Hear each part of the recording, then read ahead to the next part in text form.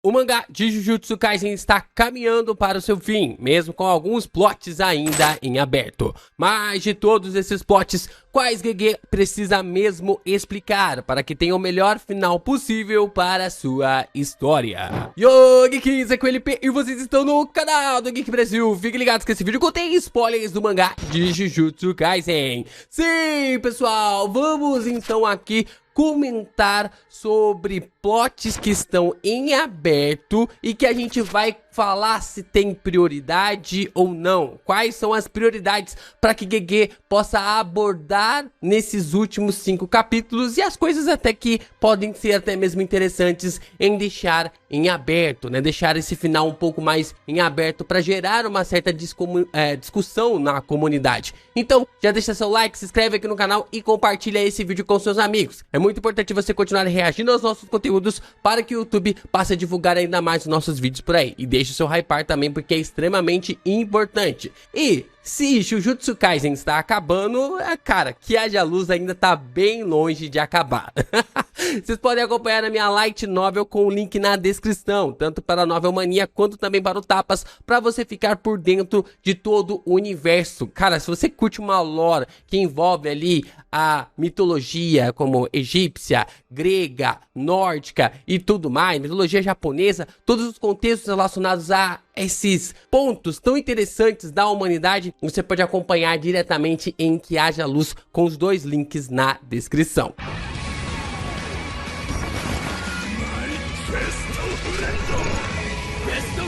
Como vimos, faltam apenas 5 capítulos para o fim do mangá de Jujutsu Kaisen. Isso levanta um questionamento sobre os plots que estão em aberto no mangá. Esse vídeo é baseado naquilo que enxergo como as prioridades, mais as minhas expectativas, as prioridades que GG precisa colocar, e outro ponto são baseado ali nas minhas expectativas que eu espero que o autor responda sobre os plots em aberto de Jujutsu Kaisen. Então, pode ser que algumas coisas aqui na minha lista vocês vão discordar de mim e está tudo bem. Só deixar os seus comentários aí, porque o vídeo se trata da minha opinião. Tá bom? O vídeo se trata realmente da minha opinião. Os plots serão classificados como prioridade baixa, média e alta. A baixa é que eu tenho 0 expectativas para que isso aconteça. E se acontecer ou não acontecer, não mudará muita coisa na história. Pode ser que mude A ou B ali e tal, mas não vai afetar a lore global de Jujutsu Kaisen. A média é que eu tenho uma certa expectativa para que aconteça, mas estou conformado caso não ocorra. E se rolar, pode mudar o rumo da história ou não. Então eu tenho uma média expectativa, uma certa média prioridade para que GG Akutami coloque essa abordagem na trama. Mas se não colocar, dá para terminar a história de uma forma até mesmo ali redonda, sem afetar assim tanto a história pro seu final. Então temos a prioridade alta. A alta precisa acontecer, custe o que custar. Não importando o que GG Akutami faça ou queira. É o mínimo para você ter a sua melhor história possível e o melhor final possível para o seu mangá. Vamos lá, começamos aqui com prioridade baixa. A primeira coisa que nós poderíamos ter é o nome real da Mei Mei e do Will. Se revelar isso ou não, tanto faz, mas seria interessante ter essa revelação caso ali a Mei Mei ou até mesmo o Will pertençam ao clã Gojo. Eles tinham até uma certa aproximação, né, o Gojo com os 2 personagens, então talvez tenha alguma conexão, mas tipo assim, se revelar ou não, não vai fazer diferença nenhuma. Nós também temos aqui o paradeiro da lança invertida do céu. O Tengen até mesmo não sabe o que aconteceu. Supostamente o Gojo pode ter destruído ou selado no exterior, né? Ele pode ter mandado a lança invertida do céu para outro lugar e nós não sabemos onde essa lança está. Mas se foi revelado ou não, então, tipo assim, não vai fazer de diferença nenhuma pra trama ali, pro seu final. Nós temos também a questão do Megumi e do seu pai. Isso poderia ter uma prioridade média ou até mesmo prioridade alta, mas faltando 5 capítulos e vendo o que nós estamos acompanhando agora, talvez role, mas se não rolar, tipo assim, não vai mudar muita coisa assim para o final da história, para o final ali de Jujutsu Kaisen. Nós também temos o relacionamento de Tengen e Kenjaku. O que o Kenjaku quis dizer ali chamando a Tengen de amiga, né? Minha amiga. Será que é uma amiga no sentido de que ele estava dizendo que todos que ele considera igual ou superior a ele são seus companheiros, são seus amigos, ou porque realmente o Tengen, na verdade, né, a Tengen e o Kenjaku foram bem próximos ali na Era Heian? Não sabemos, não dá pra saber aqui do que se trata, mas se rolar, rolou, se não rolar, pra mim também tanto faz nessa perspectiva sobre os dois personagens. E nós também temos quem é o feiticeiro de primeiro grau, Uzami, esse personagem que foi apresentado pelo Kusakabe, que é dito que ele é o mais forte entre todos os feiticeiros de primeiro grau, e nós não sabemos quem é esse cara até agora. Nós não sabemos quem é esse cara, ele não apareceu em nenhum momento da história. Pode ser algo relacionado lá em Hokkaido, os feiticeiros que vieram de lá, tal, mas eu acredito que tem essa visão e essa perspectiva também sobre os feiticeiros de Hokkaido e que pode ser uma conexão também com o Uzami. Inclusive, Hokkaido pode conectar aqui sobre essa prioridade baixa, né? Eu acabei esquecendo de colocar aqui na lista, mas Hokkaido também, se aparecesse agora no final, não ia feder e nem cheirar, porque eles só foram mencionados lá em Jujutsu Kaisen Zero e depois não foi mais mencionado nunca mais, a não ser que tivesse uma conexão muito forte com o Sukuna e com o personagem também ali na Era Heian. Nós também precisamos saber o status de Takaku Uro, né? A personagem que deu o que deu ali na batalha contra o Yuta. Uma dificuldade bem grande com o personagem, mas ao mesmo tempo, tipo assim, se revelar o status dela, se ela está viva ou não, se tá meio que com medo do Sukuna lá em Sendai, tanto faz também, pelo menos na minha visão. Seria algo a mais ali na história para revelar o seu ponto final. Aí no volume final ali, o Gege Akutami revela, tipo, nos extras, algumas coisas a mais, ou numa light novel. Eu não sei como o Gege vai abordar isso aqui, mas, tipo assim, não dá para perder páginas para explicar o final ali do que aconteceu com a Uro. E nós então temos o ponto que eu acho que é, de todas essas prioridades baixa, eu acho que ele é o melhor assim pra gente entender, que é a conexão do anjo e o anjo caído. Por que que o Sukuna recebeu esse título? Por que que o Sukuna recebeu esse nome de anjo caído? Nós tivemos a ideia, a revelação, mas o anjo não falou mais nada sobre esse assunto. Eu acho que seria interessante de falar. Se a história acabar, não vai interferir tanto assim na lore, mas ao mesmo tempo, né, na linha reta do Itadori para seguir, para destruir ali o Sukuna, né, para acabar com o Sukuna, que é o objetivo do personagem de proteger os seus grandes amigos. Mas o que a gente pode observar na trama por si só é que a anjo, ou o anjo, ele não contou para nós por que o Sukuna é chamado de anjo caído, o que pode ser realmente uma certa dificuldade, o que pode ter ali uma certa dificuldade para esse final de Jujutsu Kaisen e ao mesmo tempo trazer uma abordagem interessante. A gente pode observar que isso pode acontecer ali, ocasionar em alguma coisa ou não. Vamos lá, nós também temos aqui o conflito com o exército dos Estados Unidos e basicamente os exércitos de outros países que invadiram o Japão. A gente não sabe o que vai acontecer, porque esses exércitos eles foram massacrados no Japão e isso provavelmente vai acarretar em alguma guerra, em alguma situação de todos os países que invadiram o Japão, perderam as suas forças e, cara, sofreram um contra-ataque, uma perda ali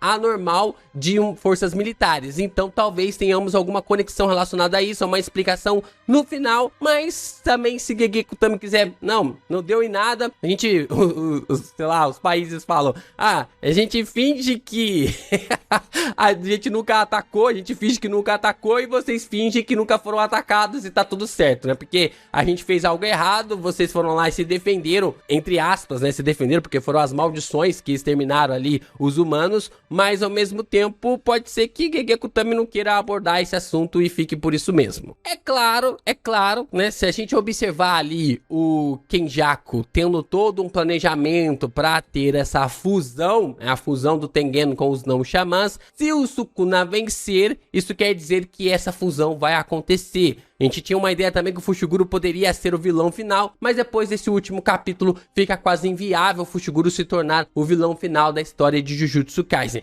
Então, se for pra acontecer, se o Sukuna for pra ganhar ali do Itadori, então eu espero que a fusão também aconteça, que tenha um pouco mais de explicação e pelo menos o resultado, o que iria sair ali do resultado de Tengen com os não xamãs. Outro ponto bem interessante é a mecânica de expansão de domínio com barreira sem ser fechada. A expansão de domínio, normalmente ela precisa de uma barreira, né? Ela precisa de uma barreira fechada. Só que o Sukuna e o Kenjaku, eles conseguem expandir o seu domínio sem ter uma barreira fechada. Eles conseguem simplesmente expandir o seu domínio como se pintasse no ar, ou como se pudesse armazenar água sem um pote ou sem uma garrafa.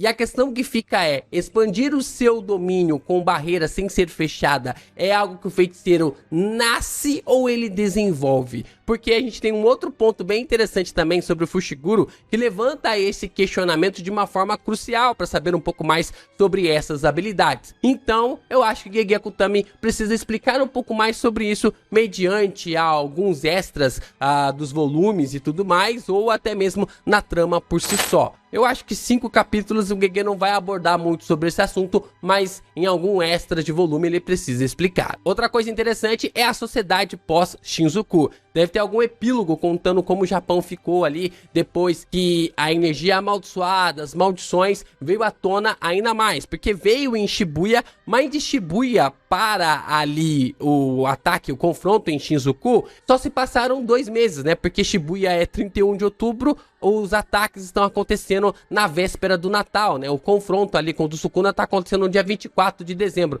Então tem um pouco mais ali de 2 meses que o Japão está acostumando com energia amaldiçoada, com maldições. Então, para saber realmente o que está acontecendo, como os japoneses estão acompanhando todo esse confronto que está acontecendo em Shinjuku, ou simplesmente eles desligaram e estão tentando entender o que está acontecendo. É realmente algo ali intrigante para pensar sobre o que vai acontecer depois de Shinjuku.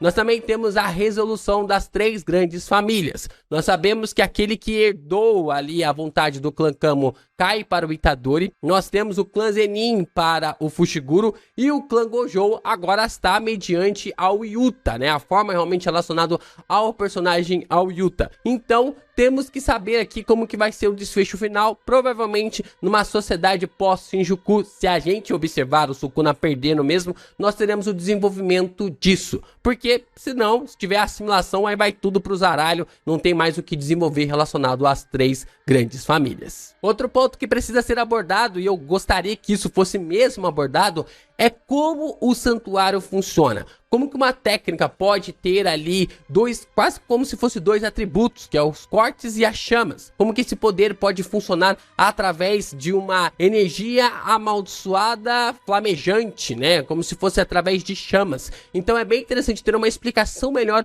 um conceito melhor, assim como o Gege Akutami explicou o ilimitado lá no volume 2. Então eu acho que seria legal se a gente tivesse um contexto maior sobre os poderes do Sukuna, como o santuário pode funcionar tendo o poder de fogo. Tudo bem que o Sukuna não invoca o fogo por si só, ele meio que tipo assim, usa todo um sistema ali para gerar esse inferno na Terra, mas teria ali um ponto sobre essa explicação, sobre essa energia amaldiçoada flamejante, ter um detalhe no volume extra, provavelmente nos próximos volumes, para explicar todo o contexto acontecendo nessa batalha em Shinjuku. Nós também temos uma coisa bem importante, mas devido ao final de Boku no Hero, minhas expectativas estão bem lá embaixo, que é o paradeiro de Jin Itadori. Cara, o final de Boku no Hero me traumatizou, gente. Então eu tô com a expectativa lá no chão de que nós teremos alguma coisa sobre o pai do Itadori no final. Eu acho que aquele capítulo 143 é tudo que nós vamos saber sobre o pai do Itadori e é isso aí.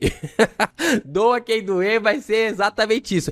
Eu gostaria de ter um pouco mais de explicação, de que Gege tivesse realmente uma clareza sobre o personagem, o que aconteceu, como o Kenjaku ali deu fim no personagem, se teve fim, se ele acabou indo pra outro lugar, o que ele aceitou, ele não aceitou a Kaori, ele foi ludibriado pelas habilidades do Kenjaku, ele sabia que ela estava morta, não sabia que estava morta, o que aconteceu com o Jin. Tem tantos questionamentos mas ao mesmo tempo, depois de Boku no Hero, minhas expectativas estão lá embaixo sobre qualquer desenvolvimento sobre o pai do Itadori, principalmente faltando 5 capítulos para acabar o mangá. Outra coisa que Gegeko também precisa explicar para nós, que eu acho que seria interessante, pelo menos nos extras dos volumes, é o nome da expansão do Itadori, porque até agora a gente não sabe o nome da expansão, ele simplesmente fala expansão de domínio, e aí ele invoca a barreira em volta de si, e depois ele coloca o acerto garantido. A gente sabe que para uma expansão de domínio entrar, ela precisa ser colocada ali como seu nome por completo. A gente nunca tinha visto uma expansão de domínio funcionar sem o nome completo. E o Itadori foi a primeira vez, né? Foi a primeira vez no mangá que ele fala expansão de domínio, gera toda aquela bagunça lá que a gente viu nos últimos capítulos, e agora o Sukuna utilizando o cesto de Vimy para sobreviver ao acerto garantido do Yuji, através do desmantelar que acerta a alma, né? Que invoca ali o poder do Sukuna para acertar a alma do personagem. Então a gente precisa saber o nome da expansão de domínio do Itadori, nem que seja pelo um extra de volume, o que seria até mesmo interessante. E por último, nós temos a questão sobre o que é a expansão de domínio do Fushiguro. O que é essa coluna vertebral? Existe um poder oculto mediante a essa expansão? Será que a expansão do Fushiguro é uma expansão que não fecha sua barreira? Por isso que eu faço questionamento lá atrás sobre alguns feiticeiros nascerem com a capacidade de expandir os seus domínios sem precisar fechar a barreira. E o Sukuna, Kenjaku e o Fushiguro têm essa prioridade, essa questão também de ter essa habilidade de expandir o domínio sem precisar fechar a barreira. É por isso que o Fushiguro precisa procurar alguns lugares meio que lugares fechados para expandir o seu domínio, porque ele não tem uma barreira para meio que expandir ali a sua área das 10 sombras. Então fica o questionamento aí para saber o que é essa expansão do Fushiguro e se ele nasceu com ela ou se desenvolveu ela numa perspectiva, ou até mesmo voltamos no questionamento sobre como funciona a mecânica da expansão de domínio sem ter a barreira fechada. Prioridade alta, alerta vermelho, Gegeko Kutami precisa trabalhar esses pontos para ter um final condizente com Jujutsu Kaisen. Cara, esses são alguns pontos que a gente precisa realmente saber pro final de Jujutsu, que é Hakari versus Uraume. Precisamos do resultado do combate entre os dois. Não dá pra simplesmente o mangá acabar e a gente não saber ali o que aconteceu. Eles estão lutando até agora. Aí seria tipo o Yamato lá em Naruto, né? O Yamato, coitado, né? Se não tivesse ali os filhos de Boruto ou Naruto, a gente achava que estaria lá na caverna do Kabuto até agora. Porque no mangá, cara, ó, seria o Hakari virou o Leopoldo de Black Clover, né? Que a gente não sabe até agora. Tá lá em Spade até esse momento lá, coitado do Leopold. Nós temos então o resultado dessa batalha. Tem que acontecer, tem que mostrar pra nós quem venceu. Se é o Hakari ou é a Uraume, né? Se é ali entre os dois personagens quem vai sair o vencedor ou simplesmente não vai ter vencedor nesse confronto. É uma coisa interessante.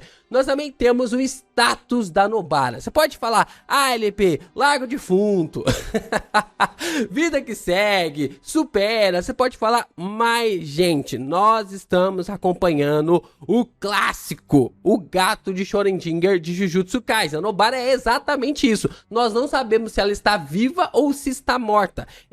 O seu coração, né, o coração da personagem acabou parando de bater, mas ao mesmo tempo o seu corpo não está se decompondo por causa da habilidade do Arata. Então neste exato momento ela está completamente ali entre a vida e a morte. Nós não sabemos se ela está viva ou não. E a gente precisa de um fim disso. Não dá pra acabar o mangá simplesmente ali achando que a personagem, o que será que aconteceu com a Nobara? Não, tem que ter um fim, tem que ter uma ideia realmente para o fim pra personagem, porque, como dizente, cara, ela fazia parte do trio inicial da história, da trama, e simplesmente vai acabar a história e a gente não sabe se ela morreu ou não, se ela está viva ou não. Então eu acho que precisa ter ali o último prego, a última martelada, aí sim, a personagem morrendo, tendo ali toda essa questão, ou não, a gente visualizando ali outras questões relacionadas a ela de uma forma bem ali elaboradas para trabalhar ao lado do Itadori para derrotar o Sukuna.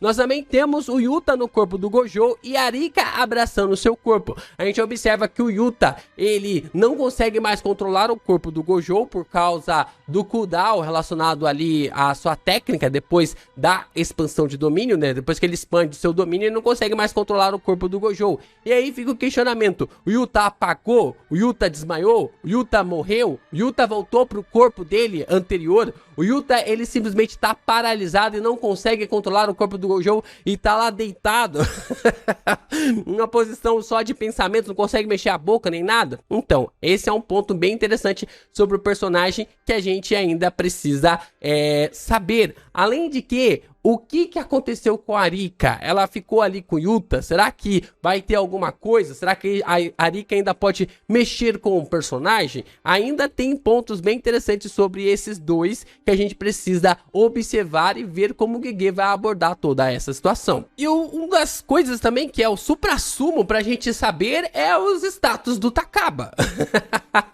Precisamos saber os status do Takaba pra ontem, gente.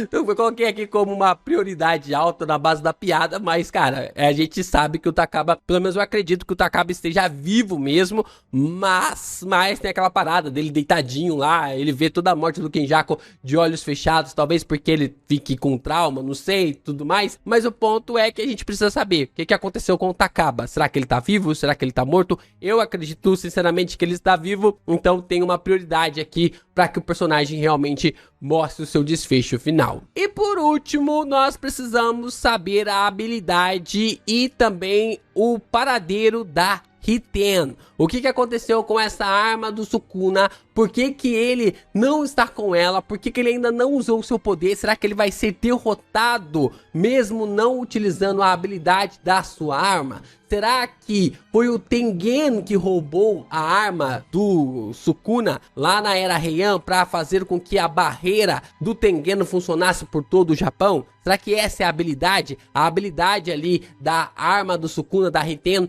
é diminuir a energia amaldiçoada e por isso que as maldições foram diminuídas ali no Japão? Fica esse questionamento pra gente saber qual é o tipo de habilidade da Riten e se ela vai aparecer ou não. E onde que essa arma está? Qual é o seu paradeiro? Onde que ela está escondida? Será que ela tá com a Uraume e a Uraume não tá alcançando o Sukuna? A gente sabe que ela tava levando a Kamutoki lá para o Sukuna e nesse momento o Hakari foi e chegou e impediu com que ela ajudasse o Sukuna com todo o seu poder, mas a Kabutoki acabou chegando até o personagem. Bom, lembrou de mais algum ponto no meio dessa lista?